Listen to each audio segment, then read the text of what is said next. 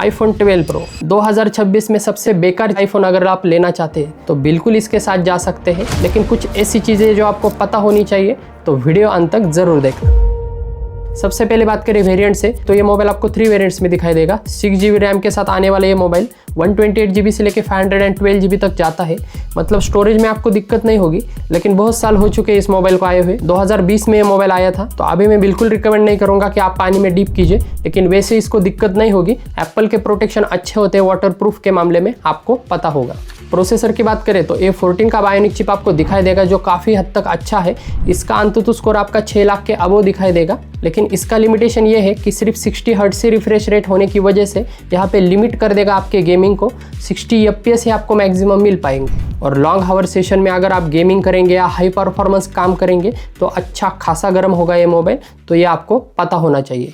Next बात करें display की, तो सुपर रेटिना XDR डिस्प्ले आपको दिखाई देगा। 6.1 इंच स्क्रीन के साथ ये आता है, लेकिन यहाँ पे आपको एक नॉच दिखाई देगा जो इतना अच्छा नहीं लगता। बेजल्स भी है यहाँ पे साइड पे, और यहाँ पे इसका डाउन पॉइंट ये है, डिस्प्ले अच्छा है लेकिन डाउन पॉइंट ये है इसका कि सिर्फ यहाँ पे आपको 800 नीट्स ही यहाँ पे हाई ब्राइटनेस दिखाई देती है। 1200 नीट्स आपको पीक ब्राइटनेस मिलेगी, लेकिन वो HDR कंटेंट वॉचिंग में ही आपको अचीव होगा। तो आउटडोर्स में विजिबिलिटी की अगर हम बात करें तो यहाँ पे आपको बिल्कुल दिक्कत होगी, डिस्प्ले ब्राइट नहीं है इतना। लेकिन इंडोर की अगर हम बात करें तो कलर्स वगैरह अच्छे हैं इसके डिस्प्ले के, कंटेंट वॉचिंग में आपको दिक्कत नहीं होगी। स्टीरियो स्पीकर के साथ भी ये आता है, जो सच में अच्छी बात है। नेक्स्ट सबसे बेकार चीज़ है इसकी बैटरी, तो बैटरी बिल्कुल इसकी अच्छी नहीं है, आपको दिन में 2 बार चार्ज करना पड़ेगा। स्क्रीन ऑन टाइम की बात करें तो 4 to 5 आवर आपका मुश्किल से देगा, जो आपका iPhone 12 भी उतना ही देता है। तो मैं अगर कंपेयर भी करूँ तो इससे बेटर मुझे iPhone 12 लग रहा है, उसका वीडियो आपको आई बटन्स में दिखाई देगा, आप चेकआउट कर सकते हैं, प्राइस भी उसका बेटर है।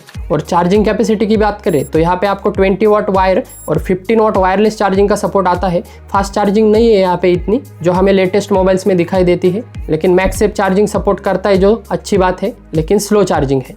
और यहाँ पे चार्जिंग का USB पोर्ट भी यहाँ पे आपको लाइटनिंग दिखाई देगा पुराने जनरेशन का। अभी USB-C आ चुका है, सभी में स्टैंडर्ड बन चुका है, यूनिवर्सल बन चुका है, तो लाइटनिंग पोर्ट आपको हर बार कैरी करना पड़ेगा, तो ये भी आपको पता होना चाहिए।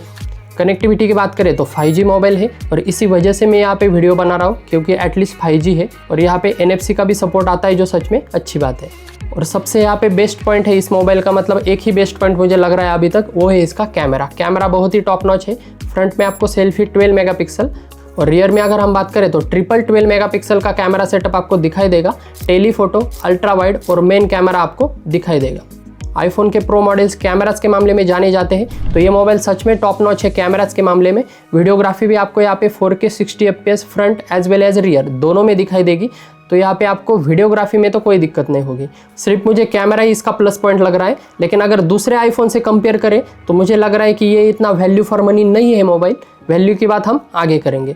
नेक्स्ट बात करें iOS की, तो iOS 14 के साथ ये आता है। अपडेट्स की बात करें तो ये इसका आखिरी साल है, 2026 तक ही इसको अपडेट मिलेंगे, तो ये आपको मालूम होना चाहिए, क्योंकि बहुत ही पुराना मोबाइल है। तो ये मोबाइल एक्चुअली किसके लिए रिकमेंडेड होगा, तो अगर आप एक हेवी यूज़र है या नॉर्मल भी यूज़र है, तो बैटरी इसकी डाउन है, तो उसके लिए आप इसे कंसिडर मत कीजिए।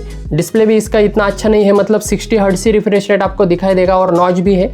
प्रोसेसर को भी इसका लिमिटेशन आ जाता है, क्योंकि 60 हर्ट्ज ही रिफ्रेश रेट यहाँ पे सपोर्ट है। सिर्फ यहाँ पे कैमरा बेटर है इसका, इसी वजह से मैंने इसे लिया है, और 5G मोबाइल है। और एक अलग कैटेगरी के लोग होते हैं जिन्हें लोगो चमकाना होता है, ऐसे ट्रिपल कैमरा दिखाने होते हैं, तो उनके लिए अगर शो ऑफ के लिए ले रहे हैं तो ले सकते हैं, वरना मैं बिल्कुल रिकमेंड नहीं करूँगा इस प्राइस पॉइंट पे। वैल्यू की बात करें तो 28,000 के अराउंड ये आपको मिलेगा। रिफर्बिश ले या सेकंड हैंड ले, आपको इसी के अराउंड दिखाई देगा। ऑफलाइन मार्केट में इससे कम प्राइस में आपको मिल सकता है, लेकिन आपको 18,000 के अराउंड iPhone 12 मिलता है, तो मुझे लगता है ये मोबाइल और वो मोबाइल ऑलमोस्ट सेम है। बैटरी भी सेम है, डिस्प्ले भी सेम है, यहाँ पे कोई यहाँ पे डिफरेंस नहीं है। सिर्फ यहाँ पे टेलीफोटो कैमरा ऐड हुआ है, मतलब सभी सेम है ऑलमोस्ट। तो इस वजह से मैं कहूँगा कि पैसे बचाने हैं तो iPhone 12 लीजिए, अदरवाइज iPhone 13 Pro के साथ जाइए। 13 Pro का आपको वीडियो कुछ दिनों में मिल जाएगा, तो चैनल को सब्सक्राइब जरूर करना। तो पूरे वीडियो का अगर समअप करें तो प्रोज एंड कॉन्स में हमें क्या दिखाई देता है, तो प्रोज की बात करें तो बिल्ड एंड डिज़ाइन बहुत ही अच्छी है इस मोबाइल की, क्योंकि एप्पल अपने डिज़ाइन के मामले में जाना जाता है। स्टेनलेस स्टील फ्रेम आपको दिखाई देगी, और बैक में आपको ग्लास पैनल मिल जाएगा। फ्रंट में यहाँ पे सिरेमिक शील्ड है, लेकिन बहुत ही पुरानी जनरेशन का है, इस वजह से इतना प्रोटेक्शन अच्छा नहीं है इसका। अगर ड्रॉप हो गया मोबाइल तो टूटने के चांसेस ज़्यादा है। नेक्स्ट बात करें कैमराज की, तो कैमराज बहुत ही टॉप नॉच है। फोटोग्राफी वीडियोग्राफी में आईफोन का जवाब नहीं है इतना, आपको पता होगा।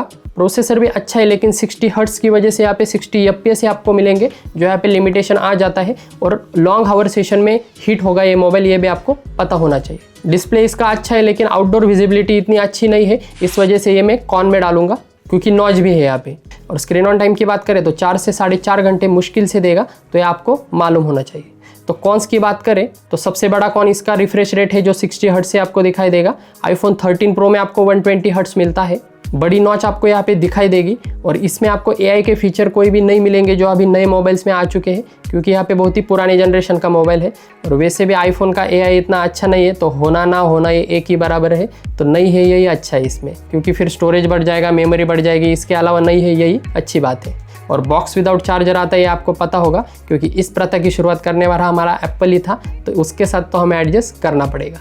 तो 2026 में इसे मैं बिल्कुल रिकमेंड नहीं करूँगा। तो रेटिंग्स एंड रिव्यूज़ की बात करें तो डिज़ाइन से लेकर बैटरी तक आपको सभी स्क्रीन पर दिखाई देंगे, जो हमारे पर्सनलाइज रेटिंग है। और वीडियो बनाने में सच में बहुत ही ज़्यादा मेहनत लगती है, तो सब्सक्राइब ज़रूर करना। Thanks for watching.